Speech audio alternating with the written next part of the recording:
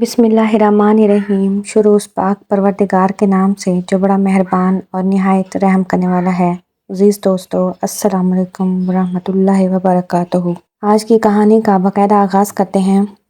حضرت ابراہیم علیہ السلام بیان کرتے ہیں کہ ایک مرتبہ کا ذکر ہے کہ میں ایک جنگل سے گزر رہا تھا۔ وہاں دور دور تک نہ آدم تھا نہ آدم زاد کہ اچانک مجھے راستے میں ایک بزرگ صورت بوڑھا ملا۔ میں نے اسے سلام کیا تو اس نے سلام کا جواب دینے کی بجائے مجھے کہا، اے ابراہیم، کیا تم جانتے ہو کہ یہ کون سی جگہ ہے اور تم ہو کہ زیادہ راہ لیے بغیر سفر کر رہے ہو، جو کہ تمہارے لیے انتہائی خطرناک ہے۔ کبھی بھی زیادہ راہ لیے بغیر سفر نہ کیا کرو۔ مجھے اس بوڑھے شخص کی یہ بات سن کر فوراً خیال آیا کہ یہ بوڑھا کوئی بزرگ نہیں بلکہ ابلیس لعین ہے جو مجھے رب کائنات پر توکل کرنے سے روک رہا ہے۔ رب تعالیٰ کی روحانیت کا منکر ہے، حالانکہ وہی ذات ہے جو تمام جہانوں کو رزق عطا کرنے والی ہے۔ جو ذات پتھر میں موجود کیڑے کو رزق پہنچاتی ہے، وہ کس طرح میرے حال سے لا تعلق رہ سکتی ہے؟ نعوذ باللہ۔